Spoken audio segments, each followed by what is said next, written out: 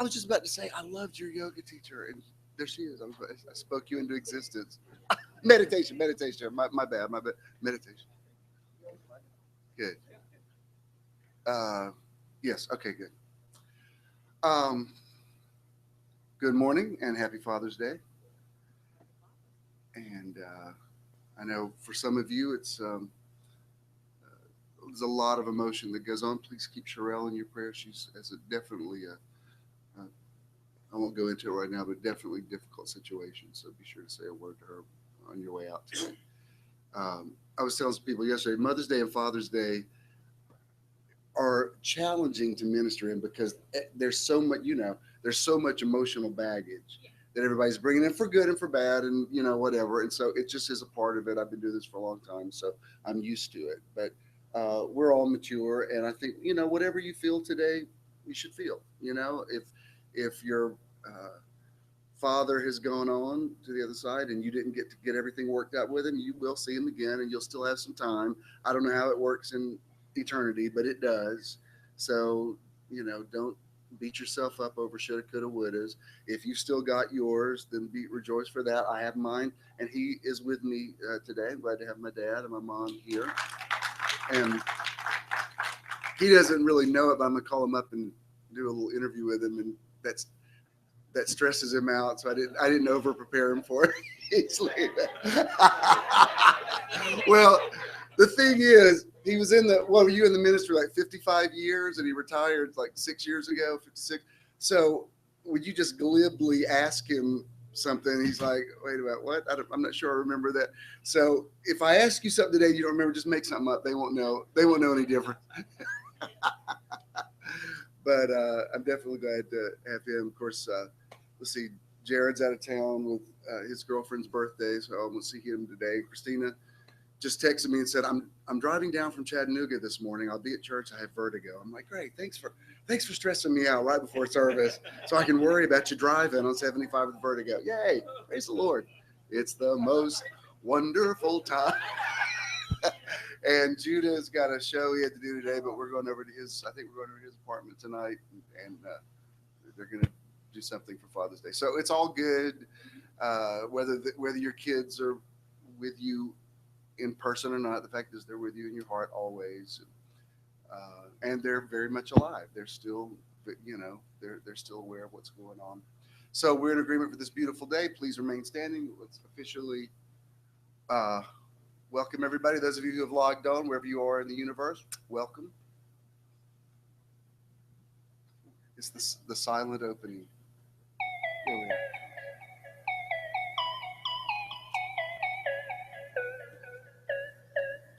Metron, Metron. Get a percussion? No, not yet.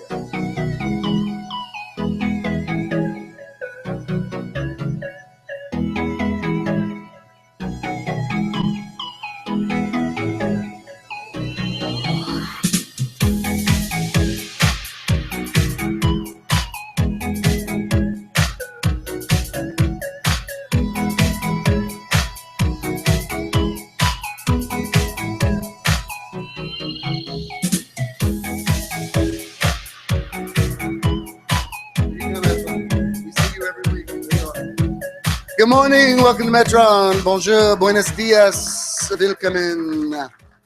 We are so glad you are here. Happy Father's Day.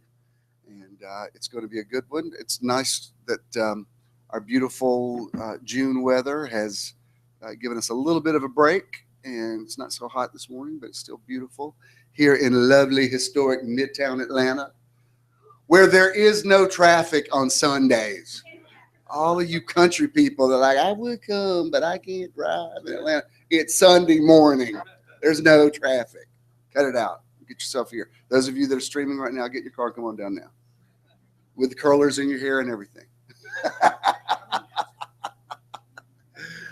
I always enjoy having my kids. And this week, I really, not just because he's my son, but I really think Jonah's taking it to another level this month. And I've really, I just always enjoy celebrating him. And let's see, you got one more week with us, I believe. and then Judah's going to be with us next month. So that's excellent. And I know you've enjoyed it. And thanks for loving my kids like I love them. I really appreciate it. And I love your kids. Like, I feel like yours are mine, mine are yours. I'm always happy when I see yours and, celebrate them. And so it's all good. Without any further ado, would you please welcome Jonah Swilley. Jonah. All right. Hey. Hello. How y'all doing this morning? Awesome. We're gonna direct these vibes a little bit today. So this first one I'm gonna do, y'all can dance with me. I'm gonna try to pull it back a little bit so we have some room to dance. But I've never played tambourine and sang at the same time, so besides on a drum set. So here goes nothing. Hopefully you guys know this song. And if you could crank it as hot as it'll go.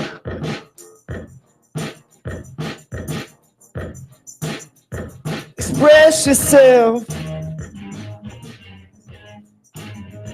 Express yourself.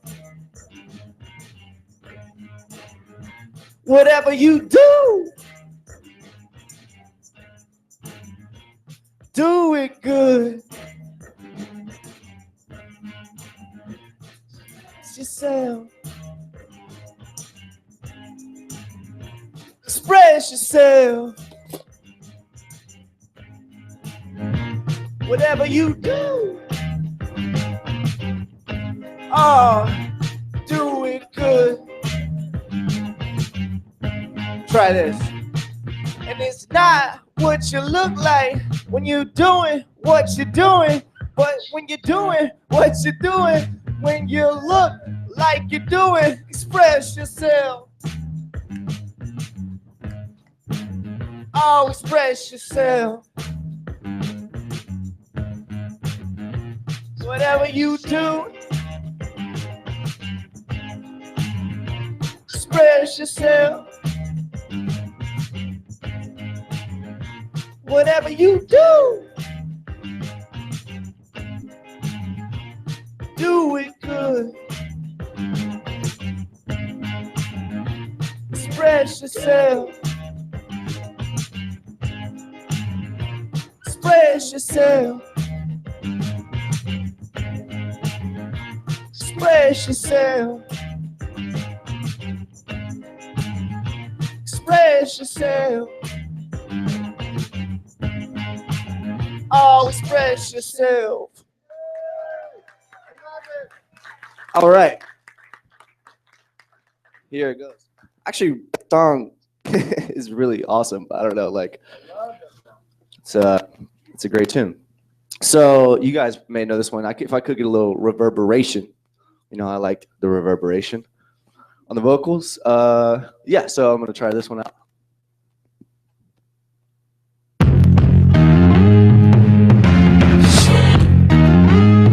Check.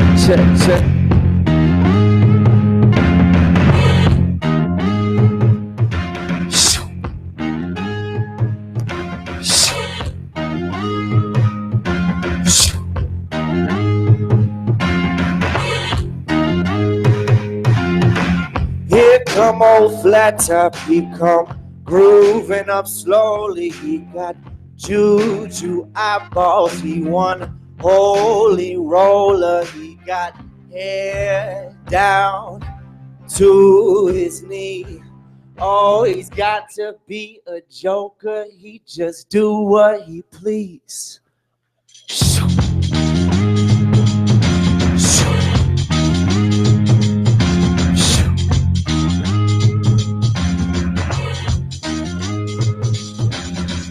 He wear no shoe shine. He got toes in football. He got monkey finger. He shoot Coca-Cola. He said, I know you and you know me. One thing I can tell you is you got to be free. Sing it. Come together right now over me.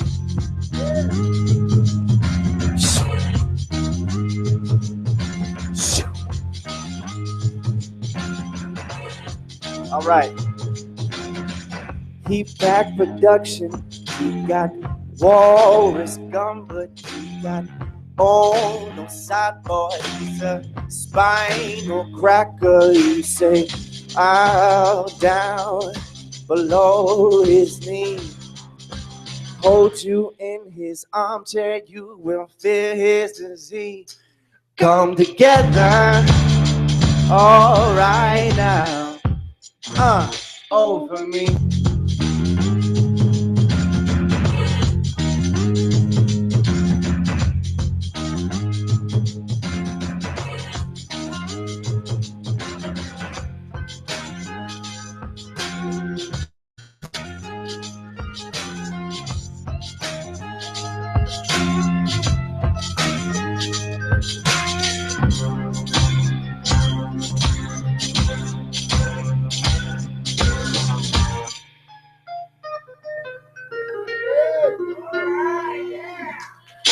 He roller coaster, got old and silent. He said, I'm a flashing. Got old Joe filter. He said, 1 and 1 and 1 is 3. Oh, you got to be good looking, 'cause he's so hard to see. Come together right now, over me. Over me, over me, over me. Come together, yeah. Come together, yeah. Come together, yeah. Come together. Yeah.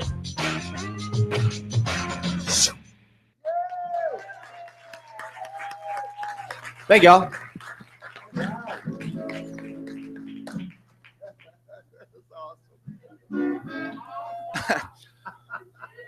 Thank y'all for riding with that one. I don't know what Toe Jam football is. There's a lot of weird lyrics in that song. I don't want to know. Walrus Gumbit. I don't know what that is. But yeah, this next one is actually one of my dad's songs, and because it's Father's Day. Happy Father's Day, Dad. So I played it. Me and Judah did it years ago, and I'm gonna try to do a better justice this time. But so yeah, this is my favorite song that my dad wrote years ago, and hope you guys like it.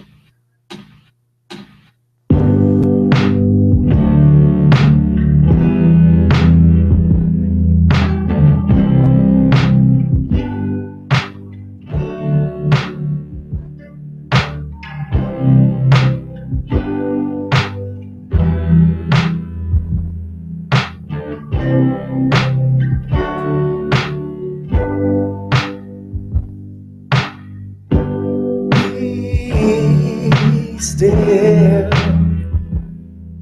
and know that I am God. Come heavy laden, and I will give you rest. Be still and know that I am God. You're always in such a hurry.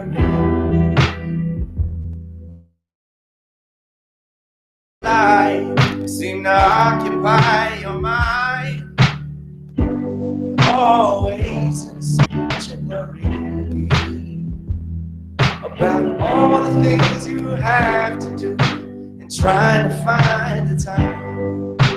There's so many things I want to tell you, so many things your father wants to say. But I can't get you to give me just 5 minutes of your important day. I need you to be still and know that I am God. Come ye heavy laden, I will give you rest. Be still,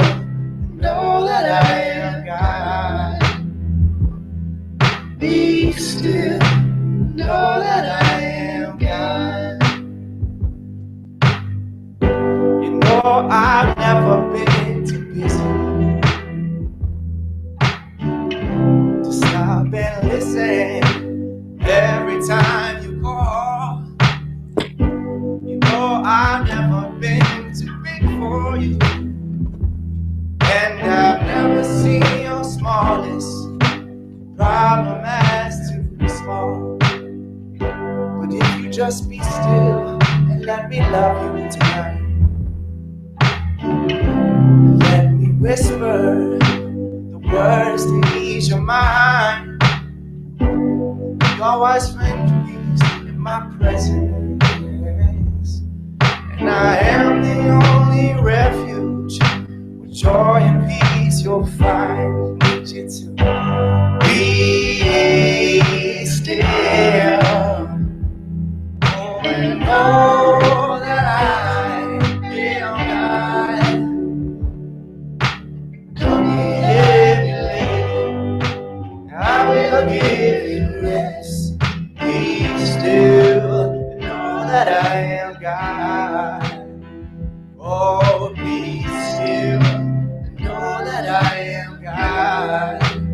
Oh, be still and know that I am God. Be still and know that I am God. Don't be heavy laden, I will give you rest. Be still, know that I am God. Oh, be still, know that I am God. Yes, be still, know that I am God. Wow. Love you, Dad. Happy Father's Day. Thank you, guys. Jonas Swilley. Wow. Oh my God. Who did the track? Is that you singing on the track? Oh my God. All right. Don't tell the others. You're officially my favorite. I had 4. You're the best one. Hands down. Oh my God. First of all, come together. I'm like, that boy was raised right. No, even express yourself. I love expression. I love all you hippies out there. Like, express yourself. Dr. Mark was even singing along with Come Together. That's his generation now. Come on.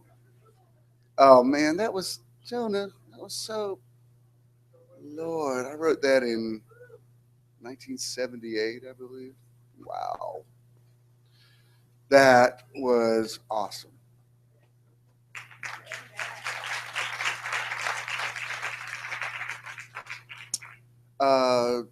Couple things are the challenge we did this week was really very powerful, and even to the point, it's interesting when you make a declaration what it kind of makes a demand on the universe, and it sort of causes things to happen, and I loved the things that you were writing, even some of you that wrote about saying I love you to yourself. I think that's very important, and it was all good. That's why I don't like to over explain the challenges. I kind of like just put the skeleton out there and let you sort of develop it with your own insights. And you guys always just blow me away with your insights. Did I say insights twice? Well, it's your insights that are very insightful. But what was it? Friday, Dr. Sheila's on the road today taking Titus to his mom's, but sometimes I can make an appointment with her and, it's fun. There's other times I'm like, I hate to make a demand on you, but you're seeing me today. I don't know what we have to do. I'm driving out there. It was one of those kind of days because we had a thing Friday night and we were on the lake all day yesterday with Ken's boss and his coworkers. By the way, Ken's he took his dad's a deacon in the Baptist church there in Eatonton. So he's taking him there, and Nathan's, that's him, and Mr. Marshall, who was lost yesterday. He will not get a cell phone. And so when he's out of pocket, we're like, we really need to find you. 83 years old, make sure, but we finally found him. But I asked him, I said, what are you going to do when the pastor starts? Because he likes to talk about the gays. And I said, what are you going to do when he starts that? He said, I'll just get up and take Addie out and just wait till he gets through with it. I said, all right. So shout out to all of them. But So as as I was walking into Dr. Sheila's office, I looked down and there was somebody that used to be I don't want to say too much because you would all know this person, but we loved each other for many years, and the relationship got severed at a time when many of them were being severed, and there were so many people disconnected from me. After a while, I couldn't keep up with it. I was like, I can't. I just wait till it's all over, and I'll see what I have left to work with. And this person got lost in all of that, and we saw each other. I could tell we're good. You know what I mean? We must have hugged and kissed and just for a moment, it was just like, wow. I just want you to know, I always love you. That never stopped. They were right back with, we always love you. We want to come to Metron. Would that be okay? I said, absolutely. And I thought, it's interesting that we said the declaration is, I love you. I never thought I'd be saying to this person this week. So Charles, that was your idea, and you were in the prophetic zone. You better, if you have any more ideas, throw one my way. I am thinking I want to go back to a physical one this week, and I've been doing it because I did have some issues with my back, and I'm still working with a trainer, and he was stretching me. He said, if you would just stretch every day, you wouldn't have this problem. I said, well, you do it so much better than I do. I mean, when I try to fold my leg up over my head, it's not, when you sit on top of me and fold it back, it's like, oh, now that's a stretch. He said, well, you don't see me every day. I said, well, let's work out something. But I don't know how, I don't even know how, you can't even photograph this one, but I want I don't think you can, maybe you can. The challenge this week is stretch. Stretching is very important. It's really important for your muscles, for your bones, for your for your emotional well-being. It's amazing. After I get a really good stretch, it's like, I guess it's endorphins that are released. Maybe you can tell me. And so I want to let's do that. I don't know how you can do it, so figure out some way. Oh. And but because even and this isn't just about osteoporosis, but typically as people get older, you have a tendency to start bending over, and a lot of times it's because like the hamstrings back of your legs are not stretched enough, and they're pulling you down. And so even stretching is a good way to push back even against the aging process and all that kind of stuff. So everybody stretch. I would have you all stand up and stretch the person next to you, but I don't want to get anything started.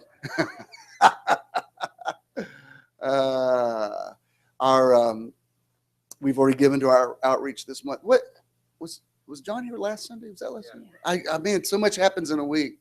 That was last Sunday, wasn't it? Wasn't that amazing? I'm telling you, the time he was here before was really good, to the point, sometimes when you have this really good synergy, you think, I don't know if we can recreate that, but man, it was very next level. And I love that John just gets in the zone really quick. He can think fast on his feet. I don't have to over explain what we want to talk about. He gets it and just goes. And obviously his musical talent speaks for itself. But definitely going to have him back again.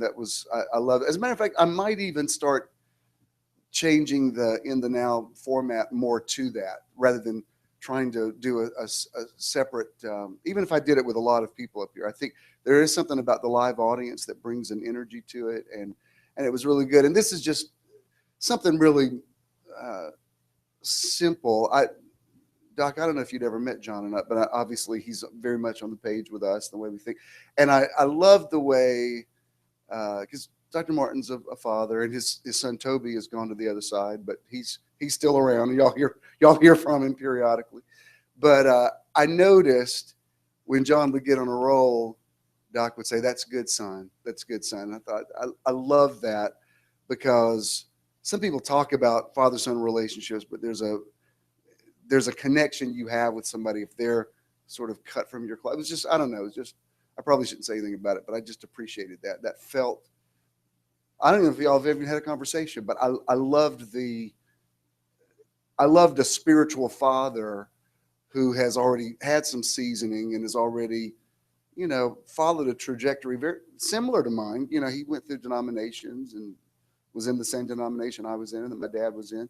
and then sort of moved into a different place. And we still love every place we were. No regrets about any part of our journey. It's all, I love everything I got from the Pentecostals and everything I got from the Charismatics, everything I got from the Word of Faith people. It's all good, and I love them all. And I can flow. I don't necessarily want to go to the churches, but I can flow with any of them at any. Where are you theologically? I'm fine with that. Fine. Namaste. Let's all, can we all get along? We are the world.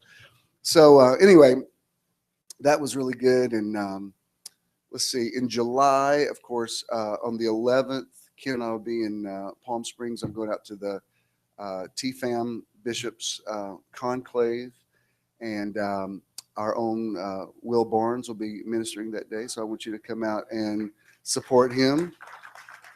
And then July actually has 5 Sundays in it. So the last Sunday, Carlton Pearson and I are doing a thing in Texas at Jeff Ferguson's church. So Judah is just going to take the whole service that day. I asked him the other night, I said, just, you can do whatever you want to do, but just if you want to minister or whatever. So that'll be great. And this has been a very powerful week. And in a moment, I'm going to do a little quick statement that I'll give you a beginning and an end so we can edit it out later, because I'm going to turn into a one-on-one, and then I'll talk to my dad. But Monday night, we went to the vigil over at the Center for Civil and Human Rights, which is across the street from my, I don't want to say they built it across the street from my building because I was there, but it is kind of ironic that of all the things they could have built across the street, that they built the Center for Civil and Human Rights. I don't know. I don't want to say it was my energy that was there that made them decide to build across the street from the loft I bought 13 years ago. But anyway, it was very powerful, very emotional. Thousands of people out there, and of course, when they read off all the names of the people who were shot, and especially their ages, because they were so young. I mean, by the time they got to the 49th name, I was sobbing, and it was, you think, well, what are those vigils for? I don't know. I needed it. I needed to connect with, that's not totally my tribe, but it is my tribe, and I am, a lot of mostly LGBT people there, and I needed to feel that energy from them, and it was very cathartic for me. And then Tuesday night, I was invited to Ebenezer Baptist Church, and Judah also went. Judah sang, and that was great. But it was like an interfaith. It was a vigil for it was the year anniversary of the Charleston shooting at Mother Emanuel, and they connected the dots with the Orlando shooting, which I will say something about in a moment. But it was really good because that's Pastor Warnock, and that's Bishop Allen, where I'll be speaking at his conference this week. Suddenly I'm back. I don't know what happened. See, that's me. And I'm doing a greeting Tuesday night at their church, and then I'm speaking Thursday it's at noon in Avery, I believe, and it's at the Crown Plaza. Their church it's a great church. And but anyway, what was great about going to Ebenezer, first of all, it's holy ground. It's just, if you don't know, that of course was Dr. King's church, and it's where their sanctuary now is across the street from where they originally were. And rabbis spoke, and it was a lot. Politicians spoke. It was very good. And what was great about it is it's really the first time I've been invited as myself in a thing like that. That's for the community. It's not just for the gay community. It's for the community. And everybody from Pastor Warnock to everybody just went out of their way. The stuff that they said, wow, my heart really needed to hear that you're including everybody here at the table. And it was really, Corey, that used to be our worship leader, he works there now. And when I wrote him recommendation, I had to do a letter for him. I said, Corey, are they, because Corey was out, even when he worked for me. I said, are they cool with you? And he said, yeah, they've actually come a long way. There was a time that would not have been cool, but it is now. And I thought, and it was, I mean, it was a sad experience to have to be together, but it was very powerful. And just, it's been quite a week. And so I'm excited about speaking at this, they call it is it the Holy Convocation? And they're serious. I mean, these people have, they have church much longer than I enjoy having church. Church goes on, so I'm like, oh Lord, Bishop got to stretch his back. What is it? That's why we need to. They did a thing for Mom's 78th birthday at Spirit and Truth Sanctuary, which was beautiful. But dear Lord, they need pads on those wooden benches. After like sitting through about 2 hours of it, I'm like, ooh. Why don't they have pads on those benches? Let's take up an offer. That's gonna be my outreach for July. Get some pads. Can't do that. All right. Was that everything I needed to announce? What? Okay. All right. I'm gonna do you just want to cue me to give you a little quiet time, and then this will just take a minute. Thanks for letting me do this, by the way.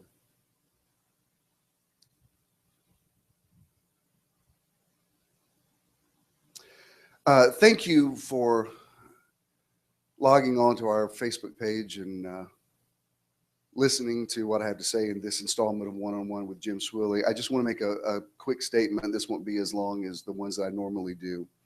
At the time of this taping, we are 1 week past the shooting in Orlando at the Pulse nightclub. And I just would like to say something. I don't want to get any kind of political correctness war with anybody. I have no axe to grind. I want to tell you why I want to say what I'm about to say. The last few days on social media, I've noticed many people that I know and that know me and love me, and as far as they can tell, are very open-minded. But I've seen many people post memes about this was not a shooting of gay people; it was just a shooting of people. And I know they mean well. I understand what they're trying to say is that everybody's everybody. But let me explain this to you. And if you disagree with me, that's fine. You're certainly welcome to your opinion. Tuesday night of this week, I did a service at Ebenezer Baptist Church where they honored the memory of the people who were shot at Mother Emanuel Church in Charleston last year, and also the shooting in Orlando.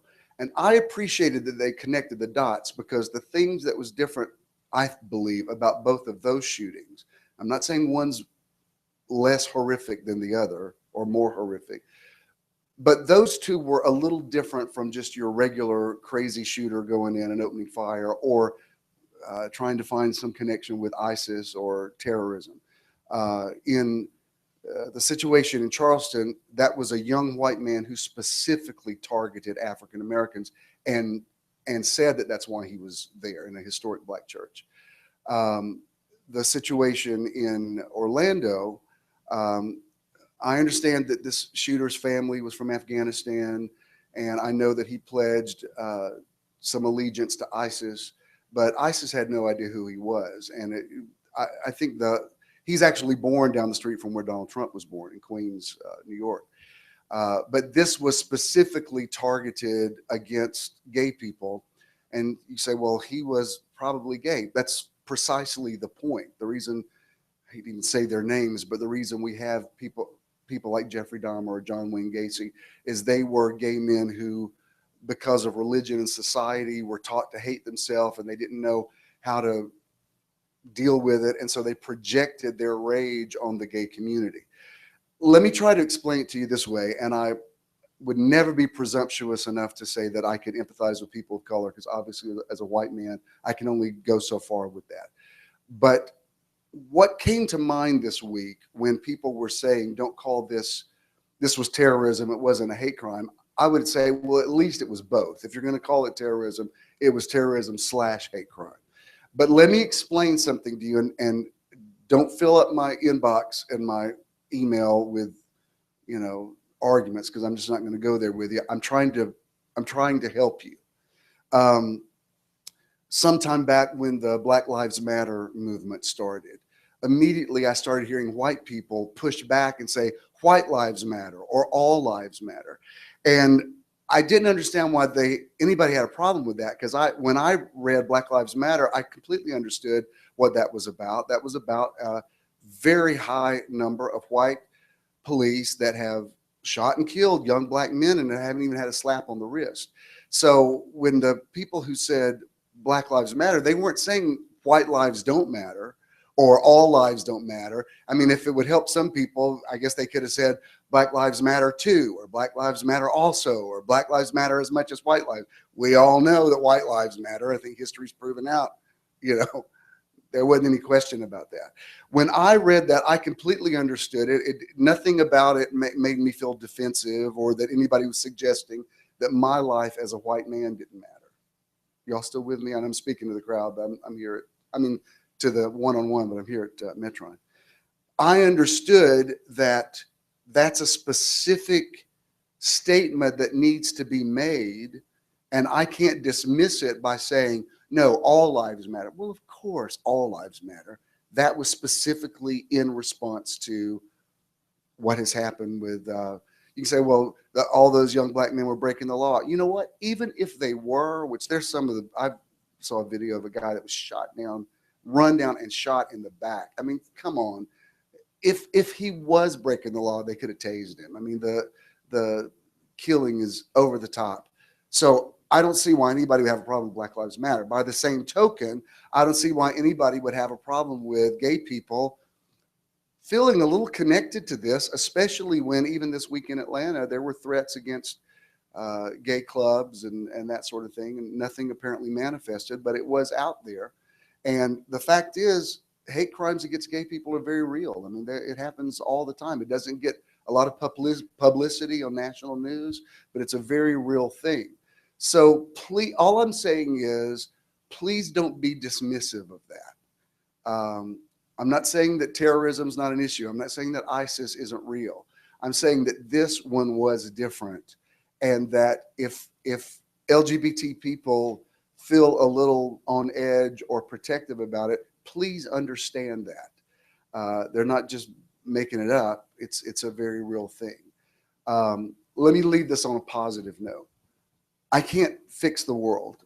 I'm not grandiose enough in my ambitions to think that I could or that Metron could. However, there's something powerful about lighting a match, lighting a candle, rather than cursing the darkness.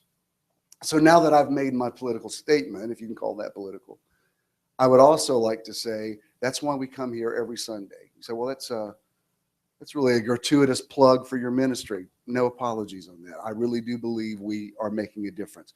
The fact that we are truly multicultural. It's black, white, gay, straight, married, single, divorced, young, old, Democrat and Republican. I got conservatives in here that probably, have different interpretations of something, but we're all like, hey, you know what? I not only respect your viewpoint, I get it. I understand what you're saying, that this is America. We have free speech. We can have dialogue without everybody getting polarized and not speaking to each other and threatening to kill one another. I really do believe we are the new people. I told you some time ago when I pastored Church of the Now, there was a woman that used to come there who was married to a Jewish man. And he came to counsel with me one day, and he said, I just want you to know, I really enjoy your ministry. And I said, really? He said, but I'm never going to believe Jesus is who you say he is. He said, I'm never going to, get saved or receive Jesus as my savior or whatever. I said, that's fine. I said, but does it not bother you when I talk about Jesus or when I minister out of the Gospels? He said, no, it's a crazy thing. When you talk about him, I actually like that Jesus. And he said, I actually, in my house, we call you our rabbi. And he said, I hope you're not offended at this, but I don't think of you as a minister. I think you as the leader of the new people. And I thought, what the what? what did you just say? You know how sometimes there'll just be a word that somebody says that it just has an energy on it. Earlier today when Jonah sang Come Together, and it's got some crazy lyrics in it, but that one, I tell you, when Lennon and McCartney were in that prophetic zone, that's why we didn't choreograph back that, but the reason we pointed at each other is we both knew that line was coming. One thing I can tell you is you got to be free. That's the whole reason that song was written, so that you could say that one line. So I'm not mad at anybody, and if you just didn't know better, because there were some people on Facebook this week that posted some things. I thought, I know you don't think that sounds homophobic, but it really does, and I'm not being super sensitive. I'm just trying to help you do better. And Metron is making a difference. That's all I had to say. Thank you so much. I'll see you next time on One-on-One with Jim Swilley. That was a little longer than I wanted to go. Is that about 10 minutes? Oh, 8 minutes. Okay, I wanted to keep it under 10. All right, good. Thank you. And if you disagree, it's fine. You're wrong, but it's fine. You're so wrong. Just admit it. But did y'all understand what I'm saying? Let me ask. White people don't listen a minute. Black people, is that offensive that I connect the dots with the black? Because isn't that the point? Like when people are saying, well, white lives matter too. Like they're like, well, nobody said white lives didn't matter. And that's why when people were saying this wasn't a gay crime, I'm like, yeah, it was. And I'm not saying that the others weren't horrible too. I'm just saying don't dismiss this and pretend like gay people are just making it up. Because there's even this guy, what's his name? Gospel singer who was killed that night, and the church, his church won't give him a funeral because he was gay, and you're like, so gay people aren't just making it up. There's still a lot of work that needs to be done. It's just like with African Americans. Yeah, things are way better than they were, but they're not where they need to be yet. And so you have to say, well, things are better. Oh, now I'm going to get all political. But I remember, for whatever you think about Minister Farrakhan, publicly he says some off the wall stuff. Privately, he's a beautiful man. I've spent some time with him. His public persona, when I'm the only white guy in the crowd, he's talking about blue-eyed devils. I'm like, I gotta go because everybody's looking at the one guy in there with blue eyes. But in an interview one time, somebody was saying to him, aren't you happy with the civil rights movement? He said, yeah, of course I am. But he said, really, people had to fight just to sit at a lunch counter? Really? I mean, this is America. I'm glad they made that progress, but it was just sitting at a lunch counter. I thought, exactly. I'm not diminishing what those freedom riders did or whatever, but come on, this is America. That should have been a no-brainer anyway. And that's the same thing I feel about everything from, all this nonsense with transgender people can't go to the bathroom and all kind of you're making stuff, you're creating problems that aren't ever going to be there. They're just not ever going to be there. And it's just unnecessary. So anyway, you all know that. You're on the page with me. I just wanted to explain that. One thing I can tell you is I've got to be free. I'm supposed to do it and touch my toe, but oh, that's hard. Yeah, but you're supposed to straighten out your leg and that hurts. Ow, ow, ow, ow, ow, ow, ow, ow, ow. Oh. People that just logged on, they're like, what the heck's he doing now?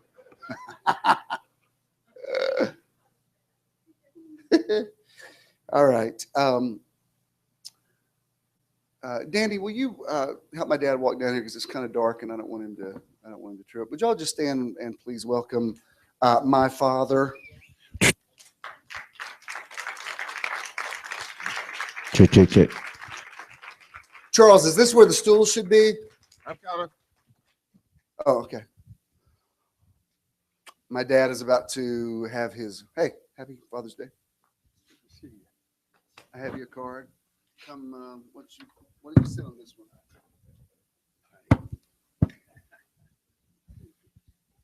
And this is your microphone that you will hold. feel like I'm on television. It is. It's gonna be on. It's gonna be on my show. All right, you can be seated. Thank you. And I'll give you a minute to get back there, Charles. BJ went to see his surprise his mom for her birthday. So, but we're good. We got it. We got it covered. I'll officially introduce you in a second. Just tell me. All right, we're good.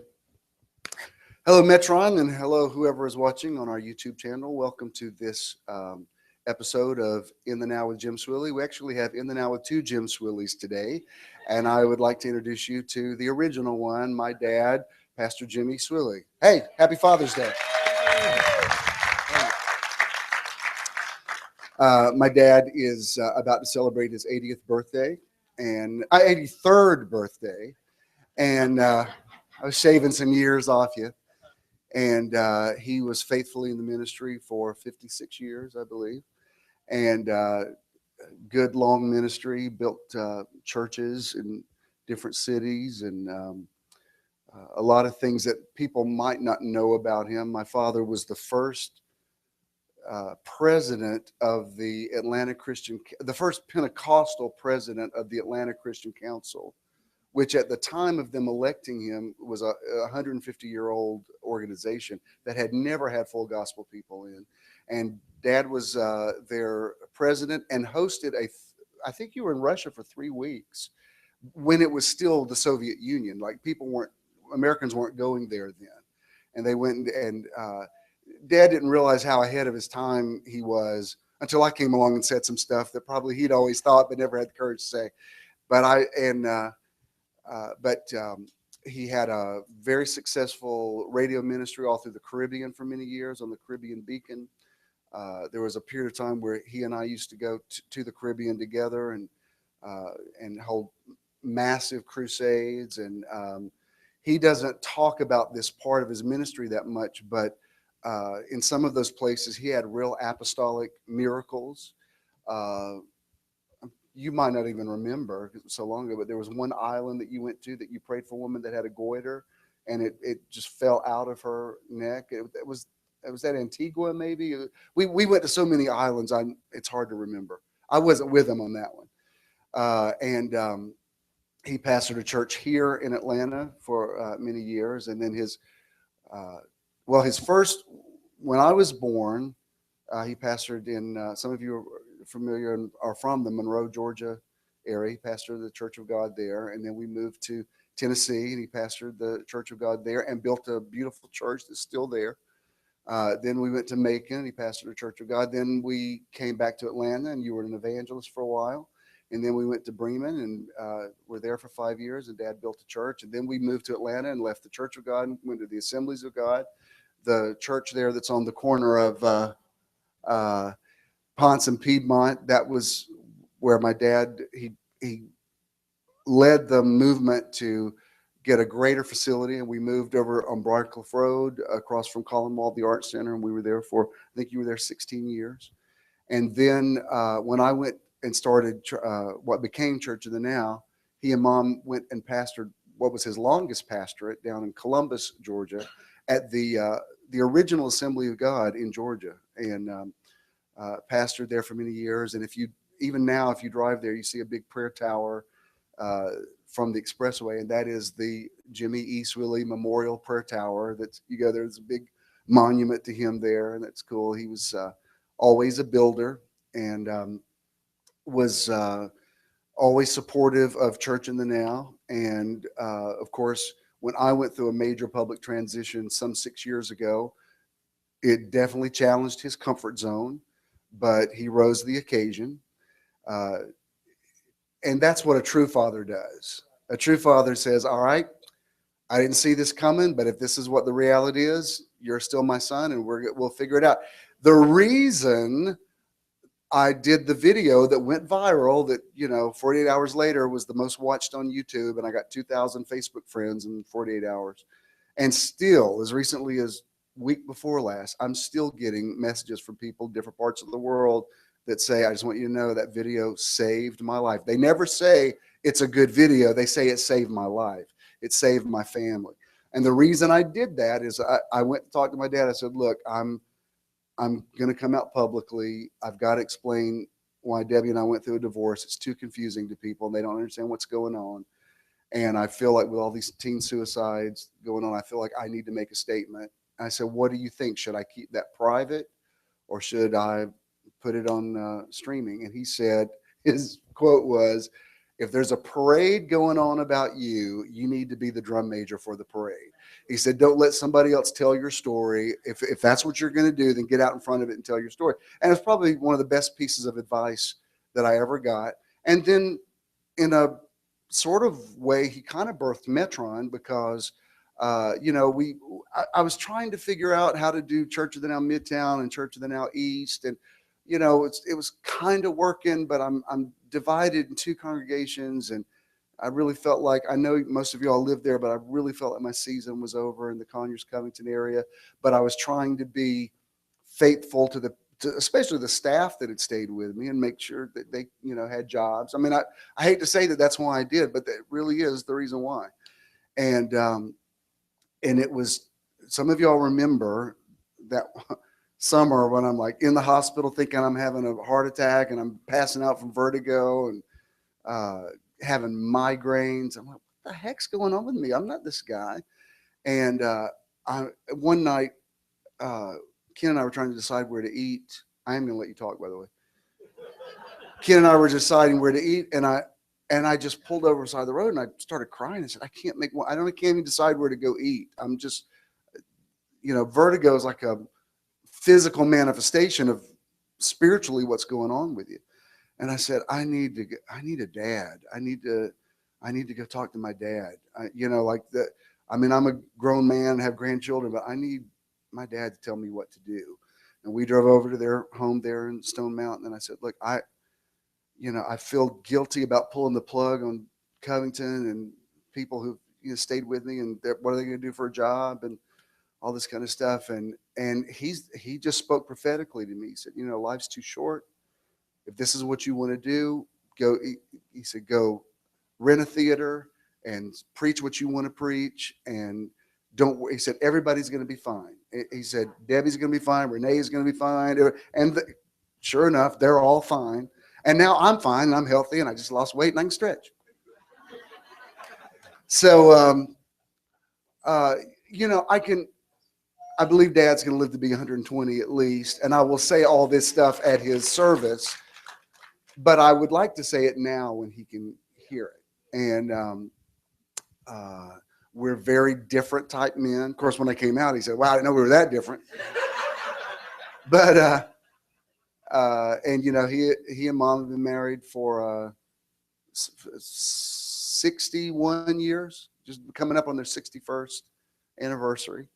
And, you know, totally love each other. And he's, you know, I can't say this for everybody in my family, and I'm not judging anybody, but Dad didn't have a scandalous ministry. We never had to. Now, when I came along, I added some controversy, but with Dad, it was, you know, he was just good, decent, always there. We never even, I don't remember if we ever went, our vacations was driving down to Panama City for 2 days and keeping the car running because we had to be back. You know what I mean? Like that's the work ethic I was raised with. It's like, no, you know, you don't take a month off. You know, you're there for your people. And he was always a good pastor, always a good husband, always a good father, always a good grandfather, and even a great grandfather. And so I didn't necessarily have anything in mind to say specifically.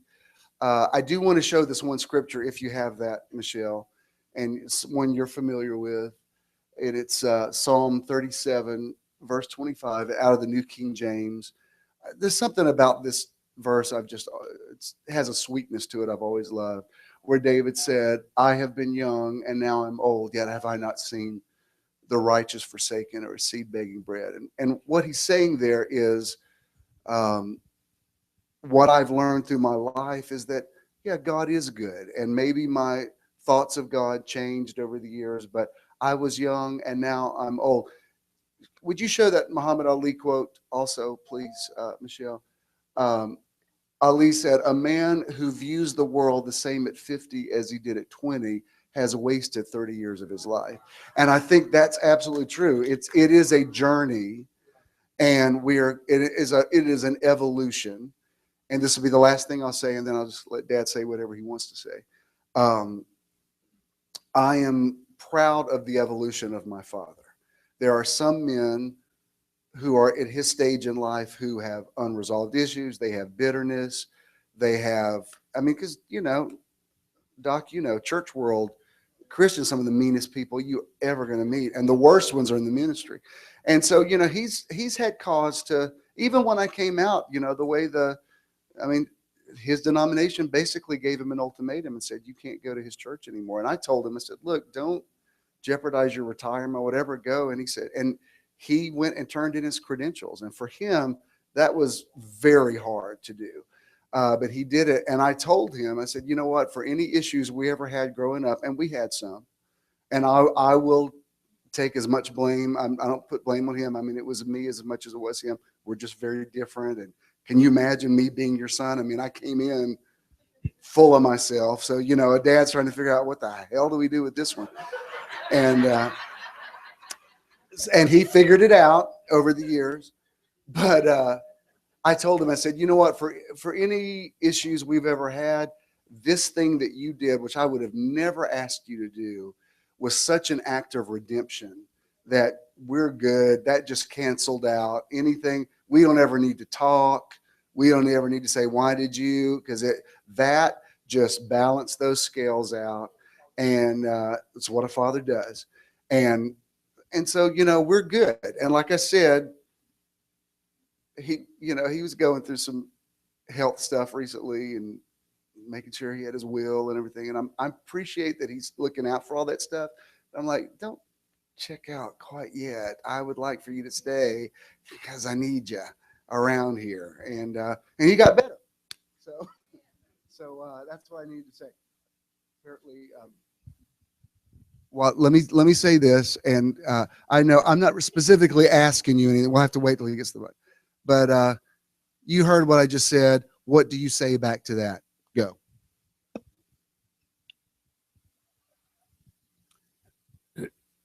Are you going to put this in writing? Put the whole thing in there. I've made my choice about my life, and my wife and I both feel the same way. I have no sticks to throw at the ministry I had long ago where I started. It's when I met the buttress, and I said, you don't have to do that. I'll do it for you. So I went home and called my secretary in, and I said, write every word I say and don't change it, because this is the way I'm going to live my life. Whatever else to be said is my son.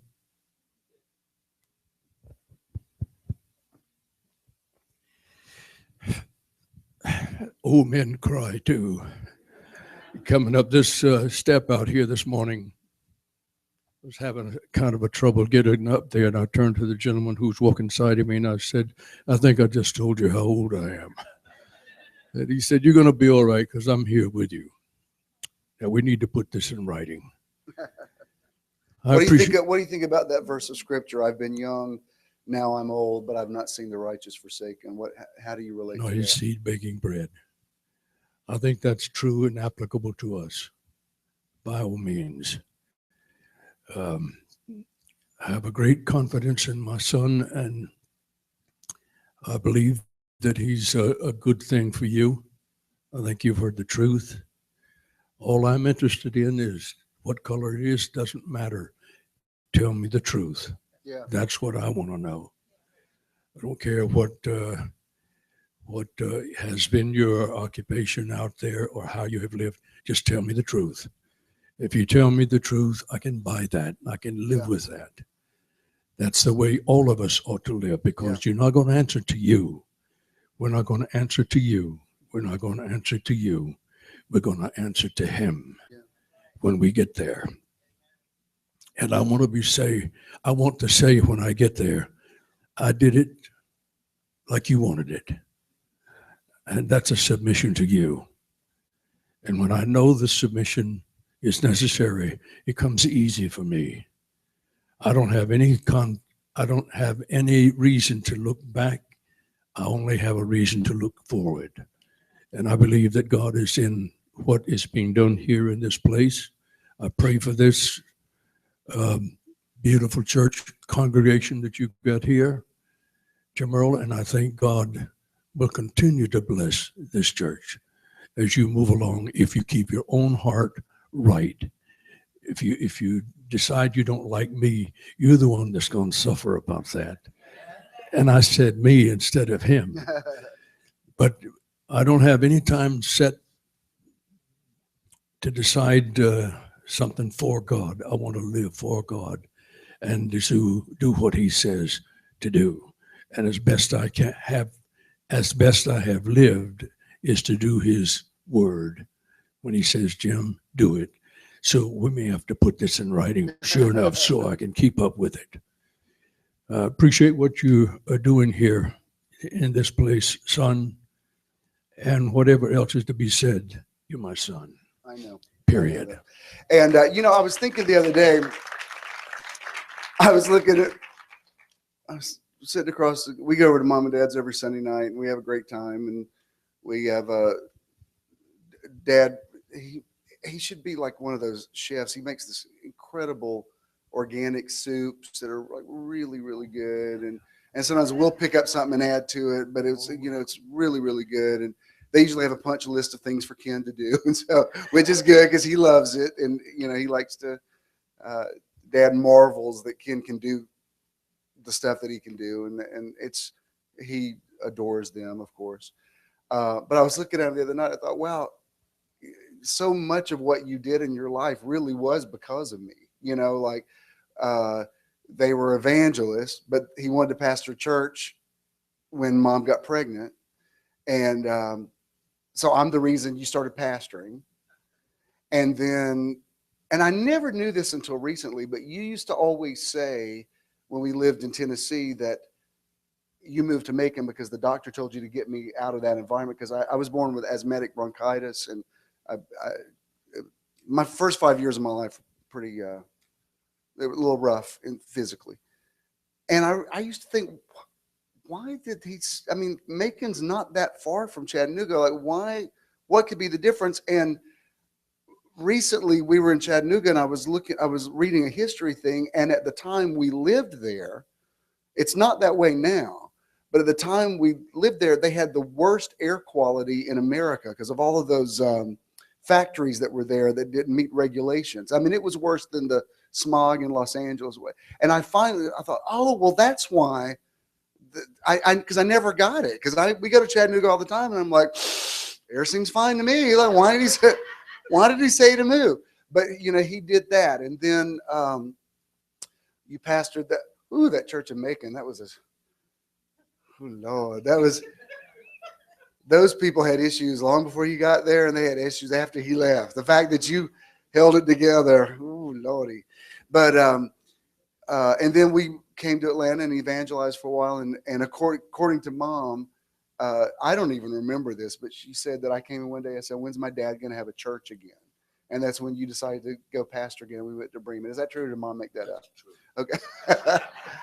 And certainly the things that have happened in the last few years. And I thought, well, they've really just stayed with me. And that's important. Mom and I were talking last Sunday night. We were over there and we were talking about different people that we know that we've had issues with or whatever. And I said, God, at a certain point, there's just a statute of limitations on stuff. And you're like, I can't, even if I never get an apology from this person, I can't carry this anymore. I've got to lay it down. And she said, you don't know that till you're older. I said, you know what? You're right. When you're young, you still got to make your points. You still got to be right. When you get older, David said, I've been young, now I'm old. You realize, people said crap. They said crap. I did stuff. It doesn't matter. Yeah, I don't need to sit down and rehash everything that everybody did or didn't do. What matters is the now. And I thought that was really true. That is one of the good things about aging is you realize what's important And especially in, like I said, we're all planning on living a good long time, but in the time that you have left, I know many of you, this might even be your first Sunday without your dad. Sherelle just lost hers in the last few hours, tragically. So I'm very aware of the things that people are feeling, but not at the expense. I'm not going to not be happy that I have my dad here. I want to pray with you and try to feel for you as much as I can. I'll be there for you. But this morning I ran into the store to get a Father's Day card, and I thought, man, I don't really have time to go by there today. I thought, there will come a Father's Day where I won't have to buy that card. So I think I will take a minute, and and it's going to be a long time from now. But tell me, I was going to break this up in increments, but I'm just going to do one long one, and then we'll wrap it up. Your father, Pop Swilley, was a minister and put a lot in you, and a lot of your Bible knowledge really came from your mom. But because today's Father's Day, tell me something good about Pop. Let's remember a good memory about him, something that he put into you, either about the ministry or about life or whatever. Tell me something about him. Where we lived out in the country from Valdosta, Georgia, that 600 acres out there had never been sold. It was given to a generation 2 or 3 times removed. I don't know what you would call that in history, but it was a beautiful farm, and they had everything they needed. And my dad got saved, and it was havoc from then on of what to do. And you said that you were born in 1933, and you said that when the Depression was going on, y'all were unaware of it because you lived in abundance because of the farm. We gave food away. We had so much. The farm was there, and it was beautiful country, beautiful farmland, and we had everything that we needed. And Dad owned a school bus and drove the school bus. And when they put together what was called Swilley Hill, that it's still called that today, out from Valdosta, Georgia. We have a community named after us. They invited my father to be pastor of the church. In those days, the organization would move you about every 2 years. I'm not sure whether the state superintendents felt like they couldn't trust you or something, but they told my father, you're going to have to leave. If you stay in the ministry, of course, we're going to move you. And we put my grandfather, I'll never forget it as long as I live, pot-bellied, white-haired, rotund. I could go on and on and on with it. My father put all of our stuff in our little school bus and drove up the little lane to the big lane toward the public road. And my grandfather was standing out there at his tobacco barn, and my dad pulled the window back and said, Pa, tell me it's all right, because the superintendent had put us to move into Savannah, which was millennium away from it. And my grandfather said, Wallace, God is not in this. You've got heaven here on earth, right here. But my father said, you pray for me and God will help me. And I remember we went into that great church in Savannah, which was a 2-car garage on an alley with about 14 people there. And my dad preached his heart out with no education, high school education even. But the people began to swarm in, and God blessed that church. And then we moved to other churches as time came to do that. Tell them about when you moved to Savannah, because they had always farmed all their food, and now it's like 14 people aren't enough to support you with 5 kids. And tell them about the time that Granddaddy brought you in and said, I have nothing to feed you. We're going to have a miracle. And he got everybody on their knees to pray for food. What happened? He said that. I never saw him like that. He said, I don't know what to tell you. There's no food in this house. Which must have been so hard for him, because he's the guy that's always the provider. That's right.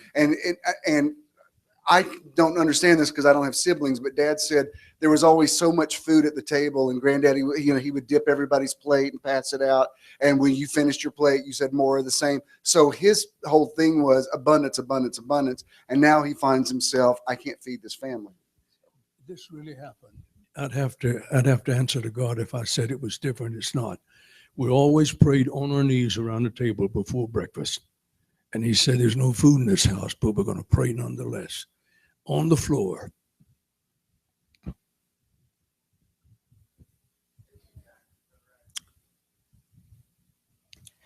And my dad offering prayer. God, we're in your hands. And while he was praying, my hand in heaven. You were in an upstairs apartment. That's right. 4-unit apartment. As we were praying, we heard noise downstairs, shoving and pushing and lots of havoc.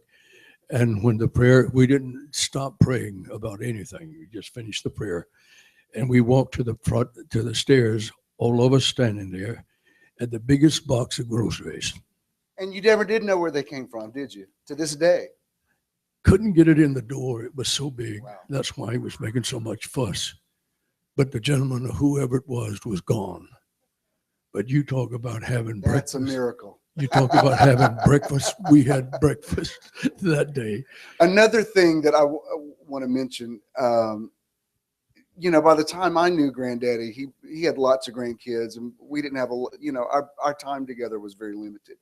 But when I was a teenager, we drove down to Valdosta, and your home place was still standing there. Ken and I went down there last year, and it's in 2015, it was rural. I can't imagine what it was like in 1933.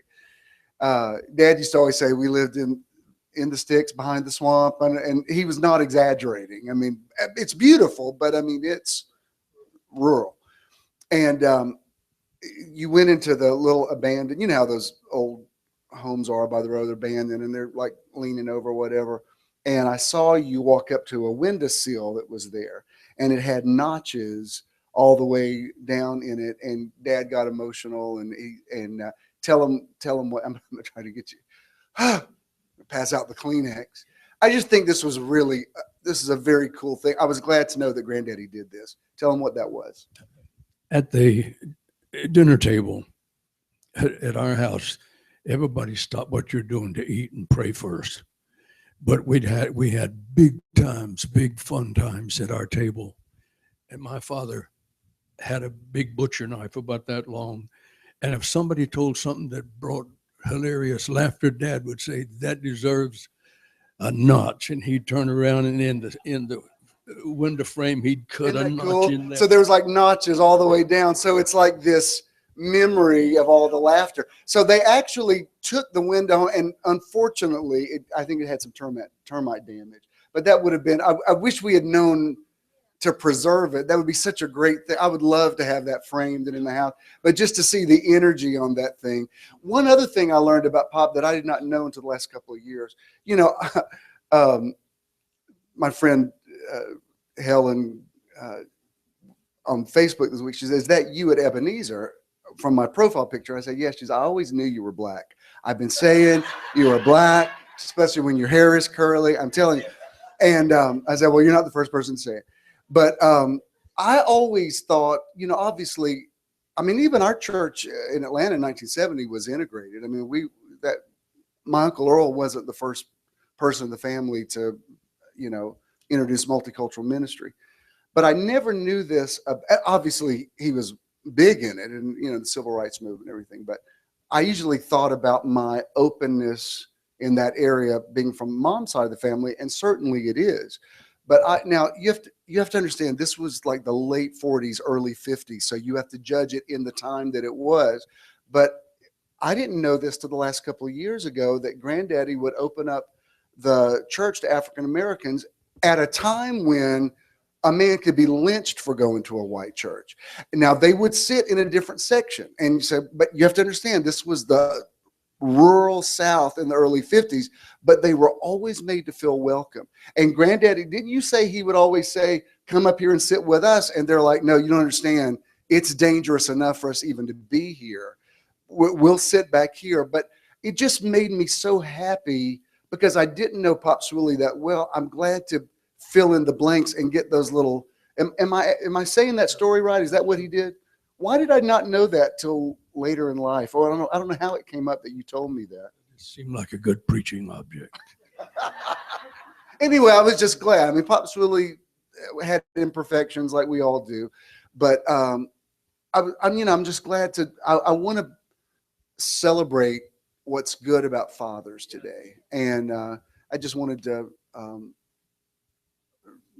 say it about him since I said a lot about Dad. One thing I will definitely say this about you, and I believe I have thanked you for it. If I haven't, let me thank you one more time. My father always created an environment for me to be myself. Even when I was his associate pastor for 5 years, and you think I'm outspoken now, I was very immature. I said stuff that I'm like, oh my God, how? And I was, I loved having the microphone so much that when I got through preaching, I wouldn't give it up. I would do like questions and answers. And because I could quote scripture and I was so precocious, people would ask me stuff that I didn't know, that nobody knows. And I was too much of an idiot to say, I don't know. Like people would be like, well, who do you think the two witnesses in the book of Revelation are? And I'm like, well, I believe personally that it's probably Moses and Elijah. Somebody should have said, shut him down. Take the microphone away from him. But my dad never did that. And I know people were constantly going to him and complaining about me to him. But he always just let me do my thing. I'm sure a lot of it was cringeworthy. But you let me do my thing, and I appreciate it. And even when I told him I was called to preach, he didn't really make a big deal about it. And I understand why he didn't, because he didn't want it to be him pushing me into the ministry. It was like, all right, if it's legit, then do it. He never controlled me. And even when, because I think you assumed we were going to be like Oral and Richard Roberts and work together, and that was the plan. That's what you normally do. This guy passes and we had a great situation. I mean, I certainly was paid more there than I was at Church of the Now. And, Dad was traveling the country. He's preached in every continent. So we'd have like Kenneth Hagin, Kenneth Copeland, and I'm 19 years old. I'm hosting them. They think I'm the pastor. And so, I mean, I had a plum job, but I just knew I knew I was a apostolic entrepreneur. I just always knew it. And you and I were in Barbados. We were doing a ministry there, and I took you aside. I said, look, I'm going to tell you something, and I need your blessing on it. And I said, I really feel like I'm supposed to leave and start my own church. And it's nothing against you. It's just in me. And I said, if I can't do it, I'll come back and ask for my job back. But I can't. I've got to know that I could at least do it. And for whatever Church of Now became, I mean, I did something. I mean, I started something out of nothing that became kind of a big deal. I drove by it yesterday on the way to Eaton, and I thought, well, Lord have mercy. But Dad didn't make me feel guilty about it. He didn't do, I'm an only child. I mean, he could have said, you can't possibly leave. I said, what do you think about that? Because I'm going to have your blessing. And he said, well, on one level, it breaks my heart. But I've always known you're not a number two man, and it doesn't surprise me, and I'll help you do it. And the first time I ever went to Conyers was in his car. He drove me out there, and I passed it this week. I went out to see Dr. Sheila, and I passed that first building that we looked at. And I appreciate that, because you could have been selfish. You could have said, no, I want to protect my legacy, and you never did that. I mean, when I was young and immature, I thought sometimes you didn't care enough. And now I realize, no, it's because you care so much that you're like, no, you've got to develop your own wings. And like I said, and especially in the last 6 years, I'm sure I have surprised him. And on everything, he's like, all right, that's the new reality. Then that's what we go with. And I see, people that don't speak to family members because one of them came out or whatever. And I think, thank God I never had to deal with any of that business. First of all, you did great. Before we go out, just speak a little blessing over the fathers, give a little word to them, and then we'll close it out. I wanted to tell one more thing, and No, I'll be by so all means. brief. No. about it. Take You your won't time. hardly know. No I said hurry. it. Take your time. We had 4 boys and a girl in our family, and Dad always called me the preacher. I was the second one. At Wallace, my oldest brother, I think, I know that must have hurt him, but Dad was just vocal. Jim's going to be our preacher. Well, I had a rebellion about that. I didn't want to do it. So I was working at a department store downtown, the town where my father pastored a church. At the church, we had a revival going. And I don't know if I can tell this or not. Yeah, you can. I came in after the store where I was working closed, and church was still going on. In fact, the preacher was giving an altar call, and I came in and sat down on the last pew. And my father was looking at me, and I thought, altar was full and lots of things going on. And I thought, he's going to try to get me in the ministry tonight. I know he is. I'm not going to look at him again. But I raised my head again, and my dad was looking, and he did like that.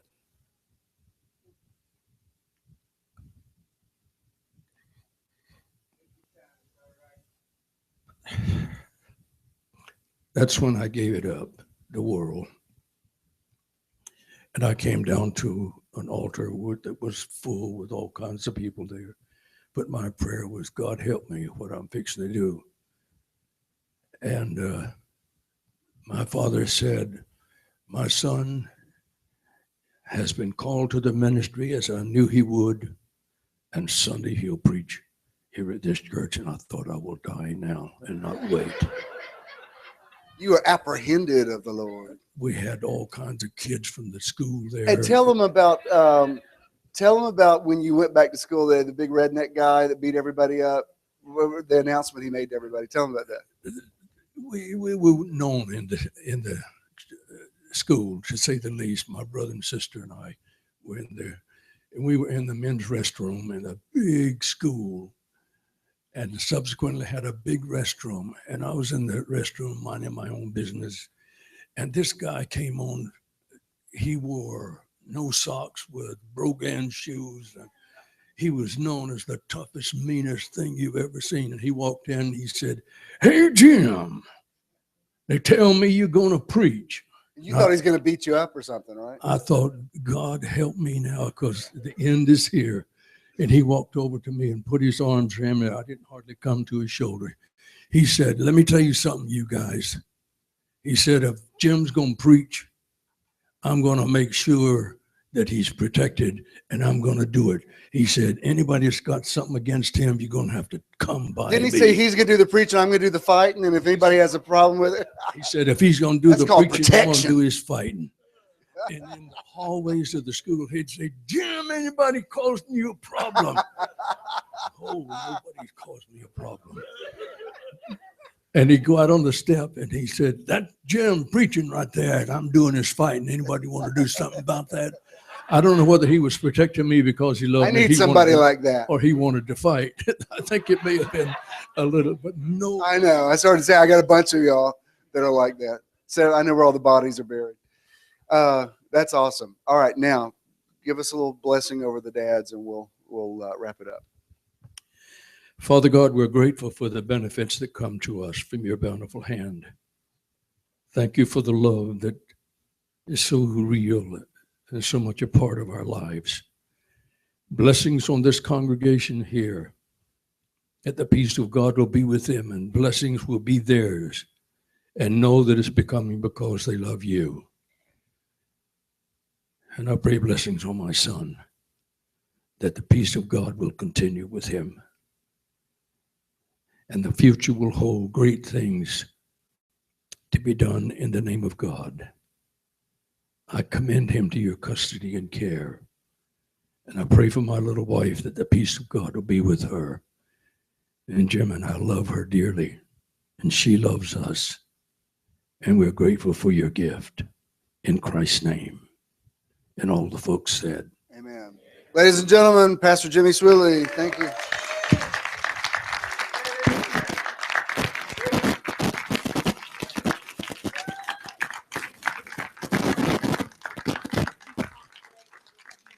Okay, okay. Thanks. Wellington's going to walk you back down. Thanks. That was excellent. What? I don't understand what you're saying.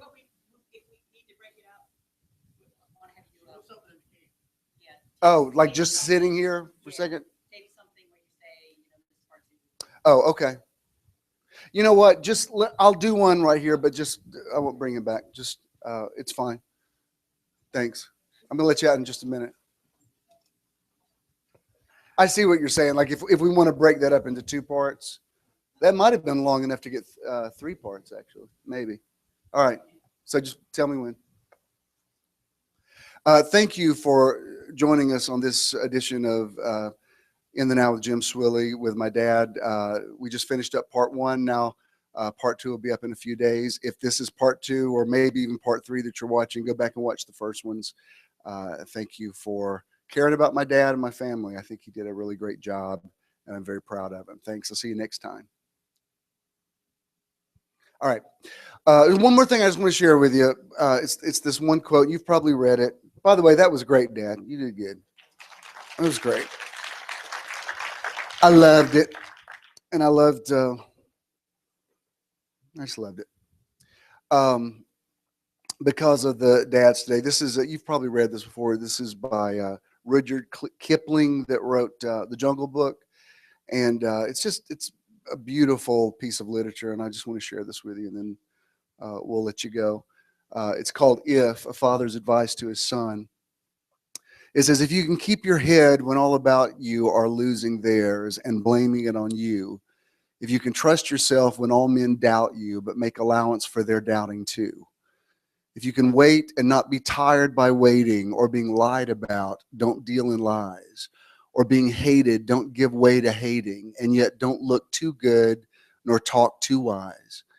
If you can dream and not make dreams your master, if you can think and not make thoughts your aim, if you can meet with triumph and disaster and treat those 2 impostors just the same, if you can bear to hear the truth you've spoken twisted by knaves to make a trap for fools, or watch the things you gave your life to broken and stoop and build them up with worn out tools, if you can make one heap of all your winnings and risk it on one turn of pitch and toss, and lose and start again at your beginnings and never breathe a word about your loss, if you can force your heart and nerve and sinew to serve your turn long after they are gone, and so hold on when there is nothing in you except the will which says to them, hold on. If you can talk with crowds and keep your virtue, or walk with kings nor lose the common touch, if neither foes nor loving friends can hurt you, if all men count with you but none too much, if you can fill the unforgiving minute with 60 seconds worth of distance run, yours is the earth and everything that's in it, and, which is more, you'll be a man, my son. That's just one of the most beautiful things I've ever written. If I was going to say that's my life story, it's like every word in there, I'm like, got it. And without him specifically saying it in those exact words, my father has said that to me all of my life, and I'm saying that to you. Many of you texted me today and said, you're my spiritual father, and I wear that as a badge of honor. Today was good. Thanks for is anybody here for the first time today? Okay. Thank you for being here. We're glad you're here. You guys here for the first time? Good looking couple, all color coordinated back there in your church going. You got to be good looking if you come up in here. Like, anyway, it was good today. Let's all stand. Jonah, you rocked. Amazing. Yep, he's my favorite. Now, if anybody says, does Bishop Swilley have a favorite? Oh, it's Jonah, without question. Also, she does not want you to know that she provided them for you, but I think you saw the fathers. I think all the men get a gift today. I believe. I think there's enough to go around, and I hate to rob her of her blessing. But Frances did this for the mothers, and she wanted to do it for the fathers, and I think it's great. If it's the same stuff you got me before, it's amazing. and you will love it. So that was great. Always glad to have Dr. Martin with us. He's always welcome. I hope you have an excellent Father's Day. I speak a blessing over all the fathers. And if yours is still on this side, make contact with him today. If he's on the other side, on Mother's Day, I said you might hear from her, and several of you did in some really kind of scary ways, actually. So I guess I'll say the same thing. Your dad, he knows stuff now he didn't know when he was on this side. So you might hear a little word today. It's all good. Patricia, that picture of you with your dad was adorable. So cute. But anyway, all right. Good day. What a good Father's Day. All right. Please remain standing. Let's run this. And then I'm going to let you get up out of here. Contributing to Metron is quick and easy. Simply text the amount you would like to give to 404-620-5044. And now you can give anytime by texting this number.